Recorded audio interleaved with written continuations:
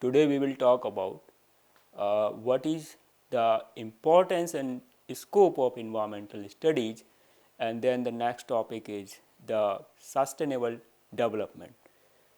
So, after this lecture, you will be able to know the scope and importance of environmental studies, and you will define what is sustainable development, and you will also learn the need of sustainable development for our survival. Okay? So, let us start. So, importance of environmental studies. Why is it important for us? Because it deals with the global problem like the global warming and climate change. So, we are suffering from the rise of frequency of the uh, coastal storms, the rise in the frequencies of the flooding, and rise in the frequency of the droughts and many of the semi-arid regions, including the rise of our ocean level. Similarly, the depletion of ozone layer, which is increasing the UV index of our atmosphere, our dwindling forest and energy resources, what is the impact, and because of the dwindling or destruction of the forest, the current pandemic is linked. So, it is said that this pandemic is emerged because of destruction of the forest habitat of bats, and because of the destruction of the habitat of bat, the bat was under stress, and this declines their immunity, and because of that the viral load or coronavirus load in the bat body becomes so high, and somehow that virus jumps from the animal to the human. Okay? So, loss of global biodiversity. So, these are the problems which we deals which we study in this subject, and what is the impact of this global problem on us, on whole of the earth, and what is the solution. So, environmental studies also deals with the local problem. So, why I am concerned about the decline of the forest cover or the decline in the ozone layer, because it also deals with the local problems like the impact of the mining or hydroelectric projects. So, maybe the mining project which is sanctioned in your locality may affect your air quality or the water quality, or the construction of big dam may submerge the village or the town in which you are living. The problem like the solid waste disposal, so problem in your city, or the problem of the lake which is found in your city, or the soil erosion, because of that the much of the land becomes infertile or losing its fertility, or the problem like the water logging and salinization in the agricultural field in your regions. Now, environmental study also deals with the individualistic problem like the safe and clean drinking water. We are very much concerned with, about the availability of the water. If water becomes so polluted, the water which is coming in your tap or water which we are extracting from the bore well becomes so polluted, and it becomes a problem for us, because its purification may be the costly, or if we purify it for the drinking purpose, for other purposes like the washing or the cleaning, the water may not be suitable. So, the clean and safe drinking water is something which concerns with us. Hygienic living condition, it is another area which we want or which we are concerned. We don't want to live in a region which have so much of the solid waste uh, dumped around us, or which have a very poor air quality. Similarly, the fertile lands, so which is also concerned if you are an agriculturist, and the healthy food, that is the concern for each and everyone, the food which is nutritious or which are rich in the vitamins and minerals, not the food which is of low weight or of low quality. So, these are the some of the problems the very individualistic problem. So you can understand that environmental studies is important for us because it talks about our happiness. So let's talk about what is the scope of environmental studies. So environmental study deals with the natural resource conservation. So it is the purview, or it is the area of the governments of the nations to conserve or to enhance the natural resources like the forest or the freshwater reserve or the uh, the land's resources or the food resources or the mineral or the energy resources. Okay. So there are some natural resources which are renewable, but some which are non-renewable. So how we can conserve these natural resources, so not only the needs of our present generation but also the future generation could be fulfilled, or how we enhance the availability of the natural resources like the increase of the forest cover of a particular country. So these conservation effort, that is the area of the government. So government creates the law like the Wildlife Protection Act, which makes some of the undisturbed forest area as a national park or the biosphere reserves, and it also try to uh, enhance or try to restore the degraded ecosystem. So this is the area where the services of the environmental scientist and from the other disciplines like the ecologist or the hydrologist is sought. But definitely the environmental studies is the core area related to the conservation of our natural resources, so which are directly related to the generation of the wealth or how much wealth a country can generate. Second scope is the environmental pollution control and environmental management. So you should uh, be aware that now all of the manufacturing plants, they have a separate division, the environment, health and safety division, which is made by the environmental scientists, engineers, and the work of these personnel and division is to minimize the impact of the wastewater or the exhaust gases generated in the manufacturing plant.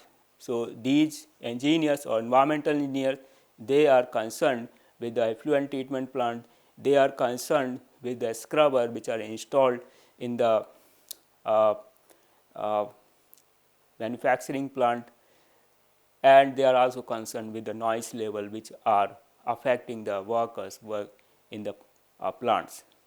Okay.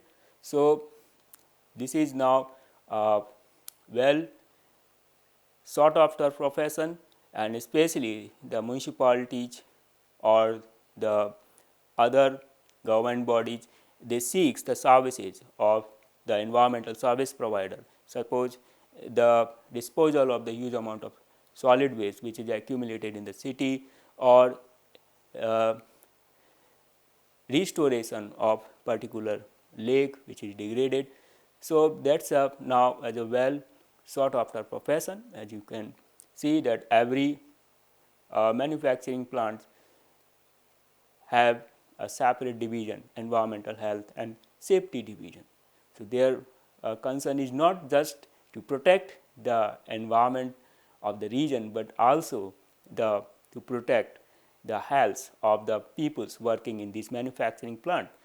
So another option is the research and development. So there are a lot of unsolved problems related to environment.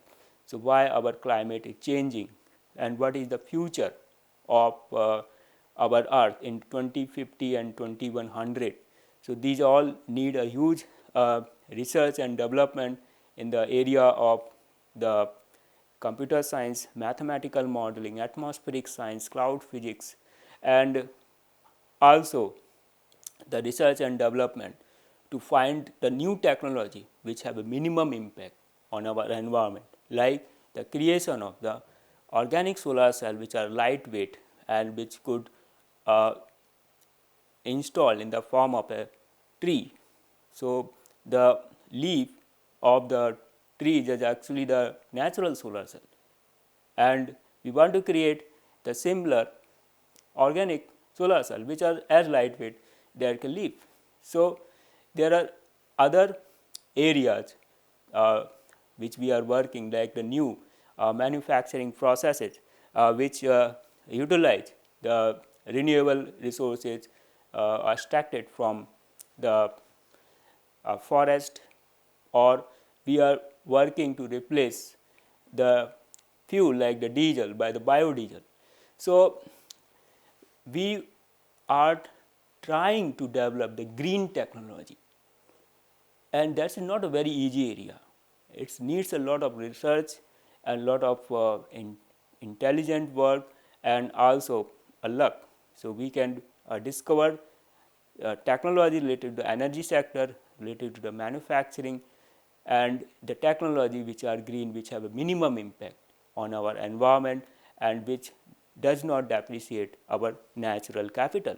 So, other option is the environmental journalism. We can aware the masses about the importance of environment, because we should know, or we should be aware that improvement of our environment is not the responsibility of a single organization or a government. It is a responsibility of each and every citizen. So, how we can motivate the masses, and these masses they motivate their governments to work in a protection, to work in a way that can protect our environment and that can enhance the living status of people below poverty line, because the sustainable development is the requirements for maintaining the services given by our environment, and sustainable development also requires that there should be equitable distribution of the natural resources which are provided free of cost to all the humans on the earth. Okay. So, environmental journalists, they can be a very good professional to motivate the masses to protect the environment, to explain them the importance of our environment. Now, the other two options are the green advocacy and the green marketing. So, this is similar to the environmental journalism. Green advocacy means we can promote the product which are manufactured with the minimum impact on the environment than the product which are manufactured by polluting the water bodies or destroying the soil resources and generating huge amount of pollutant. So, our Bureau of Indian Standards is also giving the mark, eco mark, to the product which are manufactured by the green technology, or by the technology with the minimum impact, or by the current technology which have a minimum impact on our environment. So, these products, even if they are slightly costlier, they should be promoted. That is called the green mark advocacy and green marketing. So, these are the area, the research and development to find out what is the solution to develop new green technology, and the efficient management of the environments or the pollution control in the manufacturing plant, and the conservation of the natural resources. So, these are the few areas where we need the person who are expert in the environmental studies. Now, let us discuss the another topic of a very important topic of this subject, the sustainable development, because the current economic model, they are linked with the degradation of our environment. So it is very important that we have some idea what is the sustainable development by which we can preserve our valuable environment. The sustainable development as defined by the United Nations Program for Environment is meeting the needs of the present without compromising the ability of the future generation to meet their own needs. Now, you should be clear from its definition. Meeting the needs of the present. We have a right to satisfy all our needs and want, and we have a right to live a life, a satisfied life without any deficiency, but you have no right to decline the quality of life that is available today. And for all these needs, we are dependent on the natural resources. So what we are doing, we are actually converting the natural world to the manufactured world. So we are extracting the timber from the forest, or we are extracting the fresh water from the underground aquifer, or we are extracting the mineral resources. So we want to raise our living status. We have a right to raise our living status, but we have no right to compromise the ability of our future generation, our grandchildren or great grandchildren. So they won't have the same natural resources we are currently enjoying. Okay, so the natural capital should not depreciate. The same natural capital which we are enjoying the interest of the natural capital. That natural capital should also be available to our future generations. So this is the definition of sustainable development: meeting the needs of the present without compromising the ability of future generation to meet their own needs. We have no right to produce as much carbon dioxide in the atmosphere that our climate change irreversibly. So whatever the climatic benefit, so climate is a very important in the productivity of the natural and the man-made ecosystem. So whatever climatic benefit we are enjoying, their benefits should also be available to our future generation. So this is the sustainable development, utilizing the natural resources or using the technology in a way that the natural capital should not depreciate. Now, the sustainable development also interlinks the development and the carrying capacity of our ecosystem. So, our ecosystem can support a maximum human population. So, that we should learn. It is predicted that it is predicted by the United Nations Population Program that the population of our world will increase in 2050 by 2 billion. So current population in 2013 was 7.3 billion, and that in the 2050 would become approximately 9.1 billion. So there is a rise of almost 2 billion people in the 2050. So with the rise of population, we need more food, we need more goods, we need more employment, and that means we need more agricultural field, we need more manufacturing plant. If I am talking about the increase of the food production for our rising population, so more food production means we need more agricultural land. But the agricultural land is not going to increase. Okay, population may increase, but agricultural land or number of rivers, they are not going to increase.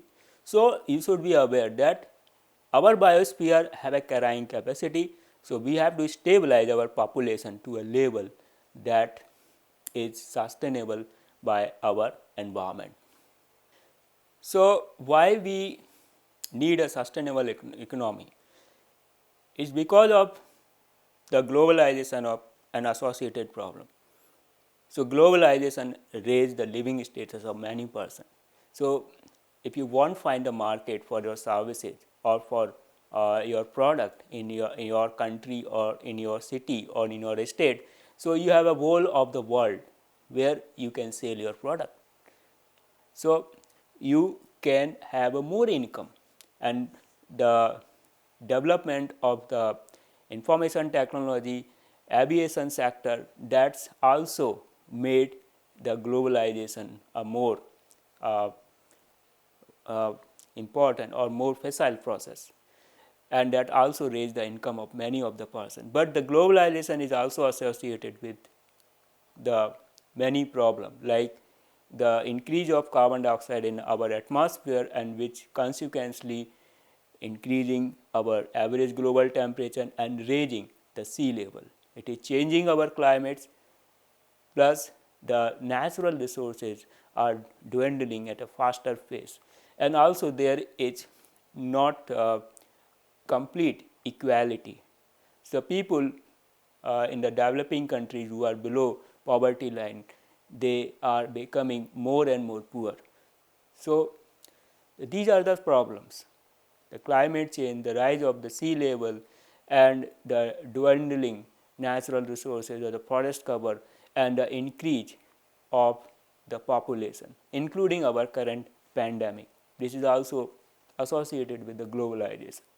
So, the technology as usual is not sustainable, and we have to move towards the green economy. So, green economy is actually the component of the ecological, or is promoted by the new breed of economists which are called ecological economists. So, to learn what is ecological economics, we have to aware what are our current economic systems. So, there are two types of economy currently prevalent in the world. One is the ruler decides, or the centrally planned economy, where all the manufacturing plant and all the resources are under control of the ruler or the government, and mostly this type of centrally planned economy are characteristics of the dictatorships. Okay. So, in this type economy, the ruler decides what to manufacture, where to manufacture, and also the worker have no freedom to change or to uh, choose the even to choose the desired profession. Okay. If the ruler decide that it is going to build a big dam in that particular region, and it may ask all the villagers to work for the construction of dam. So, they have no choice to choose their jobs. So, this type of economics was prevalent in the former Soviet Union, but now it is replaced by the more popular market based economy or the capitalism. So, in the capitalism, uh, it is the market which decide what to manufacture, and every player have a freedom, there is no restrictions. So, if some uh, business, if some of the industries want to manufacture a particular product because it is a demand in the market, so it can manufacture, and this type of economy that promotes the competition, and because of this competition the quality of the product and services enhance. So, in the 80s much of our economy was controlled by the government, and if you want to order a phone connection, it may take somewhere around 2 to 3 months or sometimes 6 months, because there was only one company, that is state owned, BSNL. And now if you want to have a phone connection or mobile connection, within day you can get it, because there are now many telecom operators, and because of the competition they are providing more efficient services at a comparatively much cheaper rate. So, similarly, in the 80s, if you want to buy the scooter, so there was only one manufacturing company, the Bajaj, and you have to wait for around 5 or 6 months. Now you can buy within a day, because now too many automobile manufacturers, after the opening of the Indian economy, so many of the multinational automobile manufacturers are operating in our country, and from this you can understand the types of the product which are now available in country is quite wide, and also the quality is also good. But there is drawbacks of the capitalism. Suppose there is a total freedom of the industrial player, or the you can say the entrepreneur, then the person who have wielding more power, more political clouds, he try to create a monopoly in the market. So whatever the benefit that comes from the competition in the free market, that will be abolished if the monopoly schemes. And second is the capitalism is not caring about the pollution of our environment, because they just want to maximize their profit, and their decision is based on supply and demand. So if the supply is more, if suppose there are too many, there is a huge population growth and too many peoples are around for the job, then these market based companies, they reduce the salary given to the workers, because they want to economize. And also, if suppose these market based economy, they just provide the goods and services, but if the people are not able to purchase the goods and services, they are not going to invest in the skilling of these persons, because it won't generate any profit. So these are the some problem that is related to the capitalism. So capitalism is also linked with the rise of the pollution in our air, water, and also the rise of carbon dioxide. So what is the solution? So before discussing the solution, let's understand what is the classical view of economic activity. So in the classical view of economic activity, there are two major players, the households and the businesses. So businesses, they sold their goods and services to the household, and household pay them for these goods and services.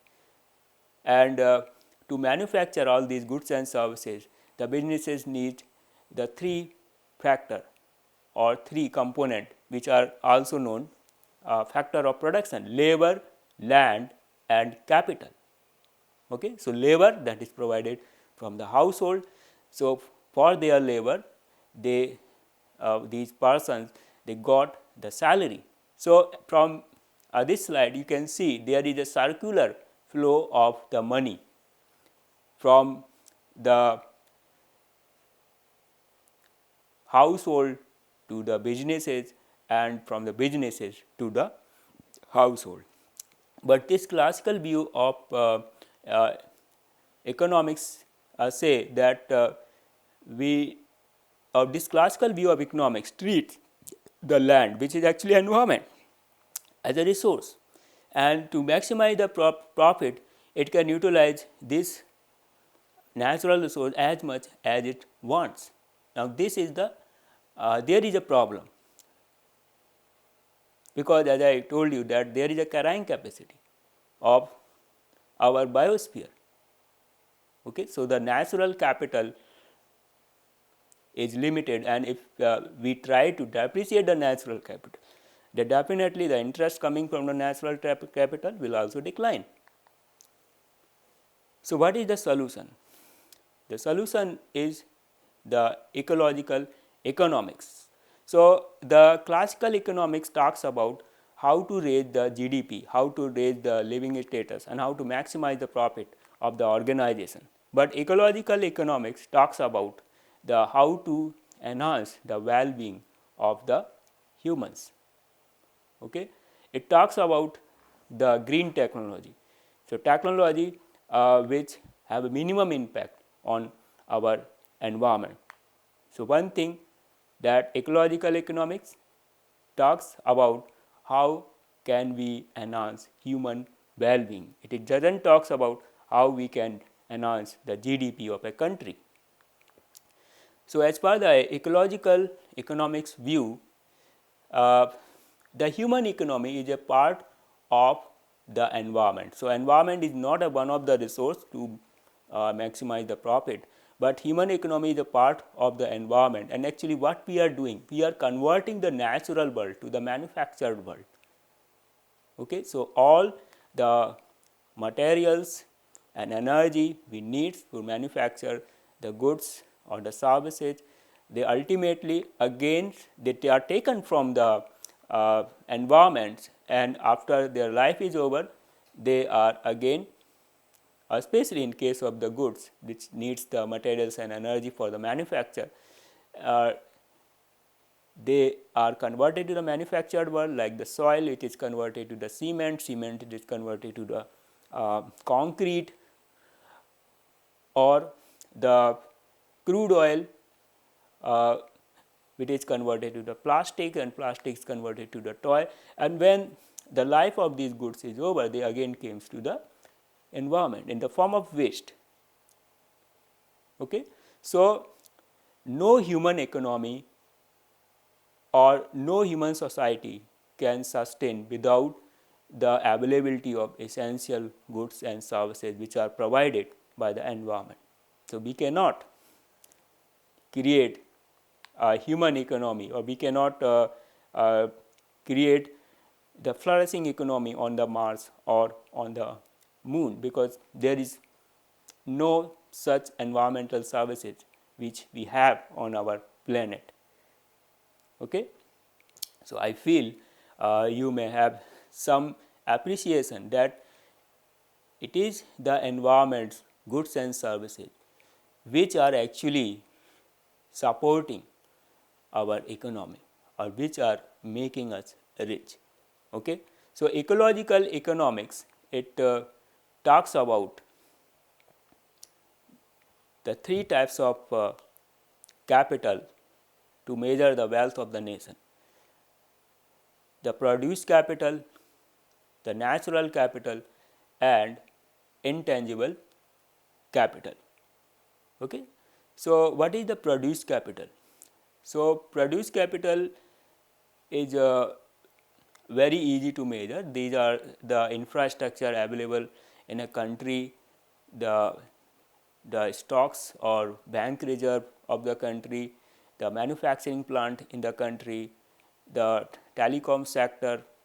So, these all the total cost of all of these infrastructure and the manufacturing plant, that is the produce capital of a country, the natural capital. So, in the classical view, we only measure the wealth of a nation from its produce capital. Okay? And but in the ecological economics, we also consider the natural capital of a country. So, what is the natural capital? So, natural capital means the ecosystem, the natural ecosystem, terrestrial ecosystem like the forest, the grasslands, or the aquatic ecosystem like the rivers, the lakes, or even the sea coast. So, we are dependent on the goods and services provided by these ecosystems, plus the mineral resources. So, the services of the natural ecosystem and the mineral resources, they constitute the natural capital of a nation. Now, the third capital of any nation is the intangible capital. So, intangible capital is made from the three components. Number one is the human resource.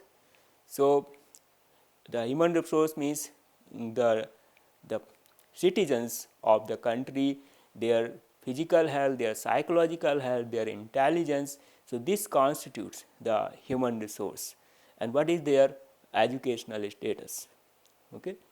And the second component of intangible capital is the social capital. Social capital means what types of governance a country have, what types of the legal system, how much civil liberty or protection of human rights, or how inclusive the society is. So, that constitute the social capital of a country, because if the social atmosphere is good, definitely the country can generate more wealth. And the third component of intangible capital is the knowledge asset. Knowledge asset means how many good research institutions, good universities, or the schools and colleges a country have. Okay, so the availability of these universities and the research institutions, that's decide that's how much new technologies a country can generate, especially the green technology. Okay. Now, how we measure the progress of the nations? Classical economy talks about the gross domestic product. So, gross domestic product is the cost of all the goods and services which are generated in a given year. Okay. But the problem of the GDP, so a GDP counts about the depreciation of the produced capital. So, suppose textile mills is generated clothes of worth 1 crore in a year, but in this manufacturing of the textile, its power looms, they also wear and teared, or the building that also weaken up. So, the capital also depreciate in the manufacturing of the goods and services. But when we talk about the generation of the timber and other forest product from the forest, and suppose when the whole of the forest got cleared, so the GDP will only consider the cost of this timber. It won't consider the cost of the services which are provided by these forests, and because of the total destruction of the forest, now these services are not available. So, this depreciation is not considered in the calculation of the GDP. So, ecological economists, they proposed a new parameter to measure the progress of a nation, the economic progress of a nation, and that is the genuine progress indicator, GPI. GPI means genuine progress indicator. So, you can understand what is the GPI. So, in this graph, you can see the per capita GDP and GPI of United States from the 1950 to 2004, and it is in the 2000 year dollars, but you are seeing the green graph that is showing the GDP. So, GDP is almost rising in the United States from 1950 to the 2004, but GPI that's almost remains constant, because in the gross genuine progress indicator, we also consider the negative contribution. So, GPI consider the positive contribution which are sustainable. So, the market based economy, they just talks about the efficiency in the manufacture of the products and the services. So, they may ask the workers to do the overtime for the in the less salary, but it may increase, or it can say it may decrease the leisure times available to the peoples. So, GPI also consider the household works by the peoples or the volunteer work by the peoples in their homes. It also consider the self-subsistence farmings by the tribals which are not part of the GDP. So, in the GPI we also consider the cost of crime, the cost of pollution, but that is not considered in the calculation of GDP. It is also considered the depreciation of the natural capital. So, it attaches the price tags of the services which are provided by the natural ecosystem, whether it is a protection of the whole region from the flood, from the droughts, or maintaining and generation of the soil. So, these are services which as per the classical economics consider it is a gift of the nature. But now in the GPI they attach the price tags. If these services are declined for the economic activity, then we can say definitely there is some positive contribution, that means some goods and services are manufactured, but it also depreciates the natural capital. So, ecological economics and sustainable development both talks about equitable distribution of the natural resources, because if the natural resource distribution or the wealth distribution, so wealth is all generated from the natural resources. If that wealth distribution is not equitable, then what will happen? It may increase the crime, the kidnapping, the banditry, and the cost of crime is also included in the calculation of the GPI. So, loss of leisure time, loss of health, cost of crime, the cost of pollution. So, these negative contributions are included, as you can see in the, as we consider the genuine progress indicator, this is almost constant, but GDP is increasing, and that means the increasing GDP is also linked with the rise of negative contribution. So, now the genuine progress indicator that is implemented in some of the states of the US and also in the some provinces of the Canada. So, that is the way we measure the progress of the nation as per the ecological economics view. So, what are the needed for our move toward the sustainable development? So, as per the definition of sustainable development, we can fulfill our needs without compromising the capacity of future generation to fulfill their own needs.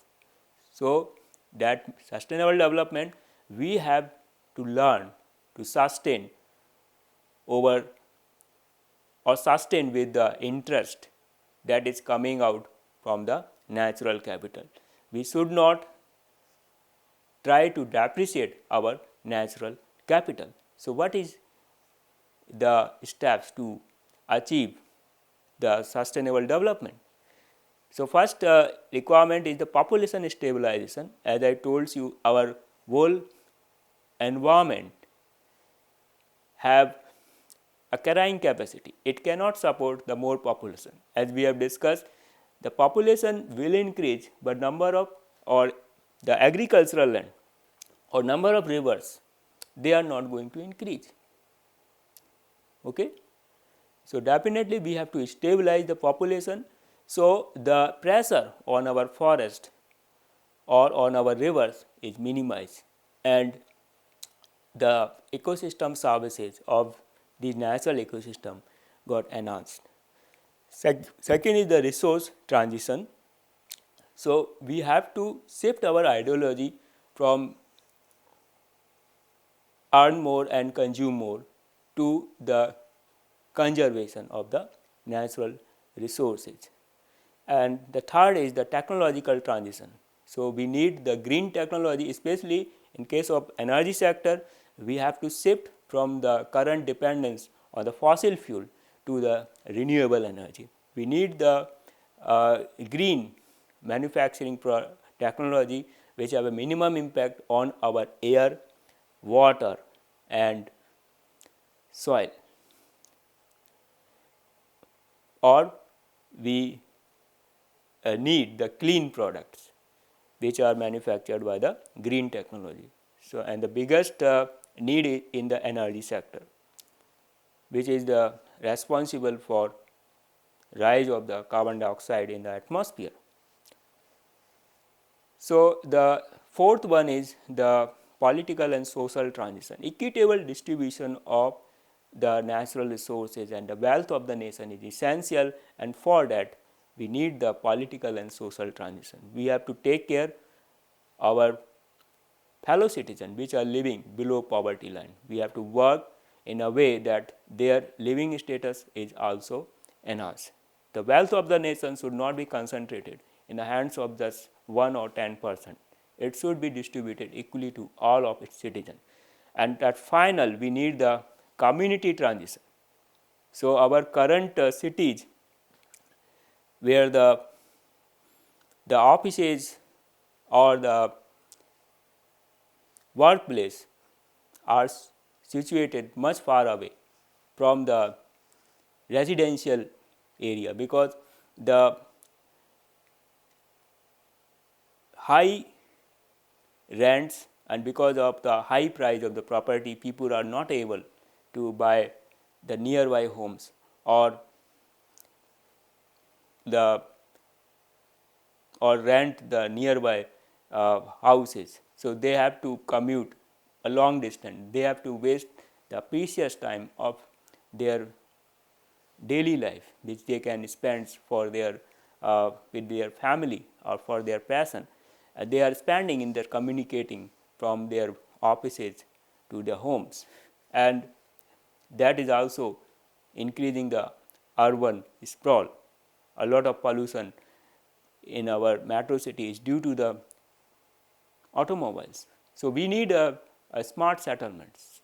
So, smart settlement where the workplace and residential area which are